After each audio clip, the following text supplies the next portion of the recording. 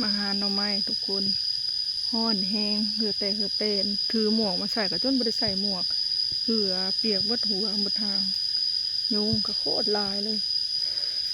มาหาตั้งแต่โดนหาก็ได้หน่อไม้4 5 6 7หน่อห้อนเป็นเนื้ออืดห้อนอะไรทุกคนเอ้ยหาได้ประมาณชั่วโมงหนึ่งเลยเนาะแบบสิเป็นลมห้อนแล้วก็ยุงก็ลาย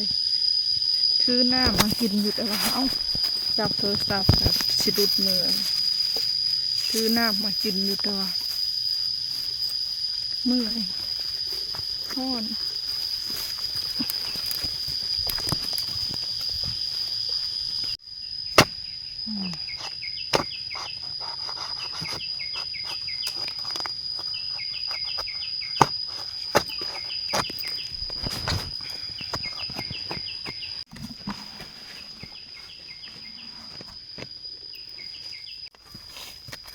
ตัว2 ตะปดทุกคนเห็นบ่นี่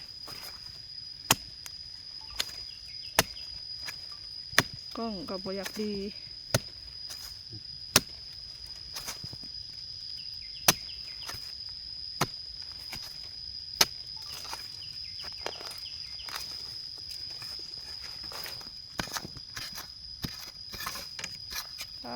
ตัวผักอะไรนี่2 อันเฮียงกันเลยทุกคนเห็นบ่นี่เขากระซับเผื่อไว้กระซับสีแข็งๆเนี่ยเนาะเดี๋ยวจังสิเอามือซ้อมอยู่บ้านเบิ่งนี่พวกนี้พี่น้องโอ้โหหน่อไม้ไผ่ขาวๆงามๆเลยนี่มานแล้วมื้อนี้มานแล้วนี่พอได้ต้มแล้วสามารถเอาได้เนาะถึงจะบ่ใหญ่บ่ยาวแต่ก็ขาวอยู่เขาจะเลือกเอาแต่อันใหญ่ๆบ่ได้เนาะทุกคนเพราะว่าเขาก็ย่างมาดนมาหลายชั่วโมงเลยกับอันนี้อันที่3นี่ก็ยังเอาได้อยู่นี่ชับได้สำได้ก็เอาสำนั่นในน้อยในแน่ก็เอามือชับขึ้นอีกจักแข็งหน่อยหนึ่งเนาะ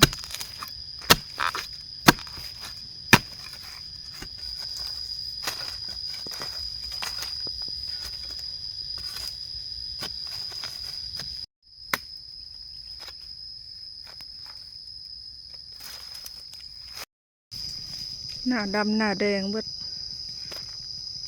ห้อนกับยุงลายทุกคนเลยว่าท่านได้กินข้าวเศร้าเนาะจังนึงก็คือสิได้เลาะเมื่อเลยเพราะว่าหน่อไม้เขากันได้พอต้มแล้วนะ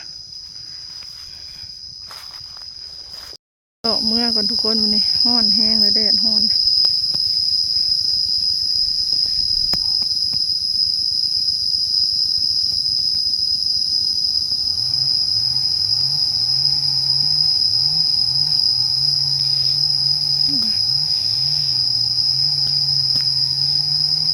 ยังกินหู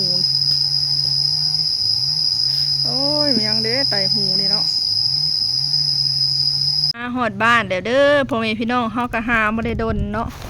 เพราะว่ามันแดดมันห้อนนะมันสายเลยโมแม่นยังดอกเฮากะตื่นแต่เศร้าอยู่แต่ว่าเพื่อไปหอดนะ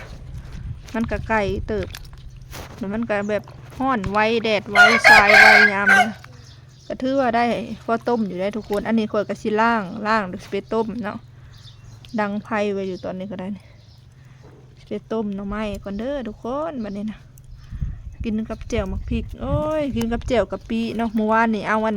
มักแข้งหรือว่ามักเขือพวงมาแตนนาอยู่จะเอามาเห็ดน้ำพริกกะปิกับพอดีอะไรกินกับต้มหน่อไม้หน่อไม้ไผ่ป่าเนาะยอดใหญ่ๆขาวๆต้มหวานขังในทุกคนอันนี้นะได้ประมาณนี้เนาะก็เรียบร้อยกับพอดีได้ครึ่งหม้อ1เนาะทุกคนพอดีได้กินเถื่อ1เนาะนี่ก็ประมาณนี้เฮากับสิคอต้มก็คือสีให้มันบกประมาณ2 น้ำก็กินได้แล้วเนาะไอดีตอนแรงเด้อทุกคนเฮากระต้มหน่อไม้จืดแล้วเป็นทีเรียบร้อยเนาะก็พอดีกินแซ่บเนาะได้บ่หลายปานใดทุกคนมื้อหน้าสิไปหาอีกมีแต่ยอดขาวๆตะปดขาวๆกินซีมลองเบิ่งอันหนึ่งหวานทุกคนแซ่บ กินคู่กันกับน้ำพริกกะปิของเฮาเนาะทุกคนเฮาก็เฮ็ดออกมาแล้วเรียบร้อยเลยพริกกะปิของเฮาก็ได้ใส่มะเขือพวงลงไปเนาะโตทุกคนเมนูแรงข่อยอันนี้แล้วเมนูแรงข่อยหาน้ำพริกกะปิกินกับลวกผักมีต้มหน่อไม้แล้วก็มีลวกผักทำเนาะทุกคน1 ผักซื้อมาแต่ตลาดเนาะแล้วก็มี1 ผักนอกน้ำทุกคนเอ้ย1 ผักนอกซื้อมาแต่ตลาดเบิ่งมีมะเขือพอมะเขือสีหามากนี่แหละเปื่อยอยู่บ่มะเขือนี่กำลังฮ้อนๆเลยทั้งกระปงมะเขือก็เปื่อยอยู่เนาะ1 มะเขือใช้กับผักนอกแล้วก็มีผักบ้งน้ำน้อย1นี่แหละทุกคนเมนูแรงเฮาค่อยคอโตปั้นกินข้าวก่อนเด้อบัดนี้เห็นแหละอดบ่ไหวเนาะเห็นเห็ดแล้วเลยอยากกินเลยทุกคนเลยมาเด้อมากินข้าวนำกันเนาะมาเก็บเอายอดมักบวบกันทุกคนค่อยสิเก็บไปสุบบ่ได้สุบมื้อนี้ดอก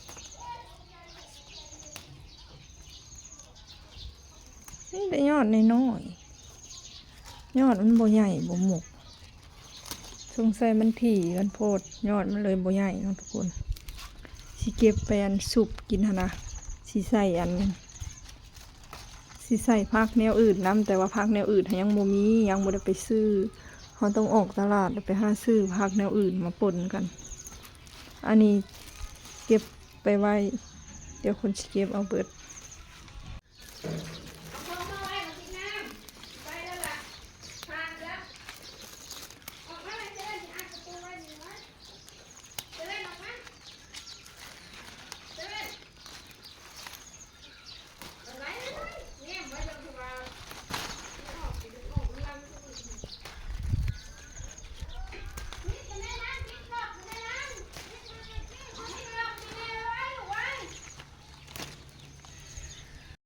แล้วเนาะทุกคนสำหรับคลิปนี่ขอจบคลิปเอาไว้สำนี้ก็เด้อสิขอตัวเก็บยอดมาบวบกันเนาะคลิปหน้าพบปอกันใหม่เด้อทุกคนเนาะมันก็มีแต่ยอดน้อยๆมันก็เก็บเผื่อสิได้เนาะคลิปหน้าพบปอกันใหม่ทุกคนสำหรับคลิปนี้กับบ่มีหยังหลายขอตัวลาไปก่อนเนาะสบายดีสวัสดีจ้าบ๊ายบาย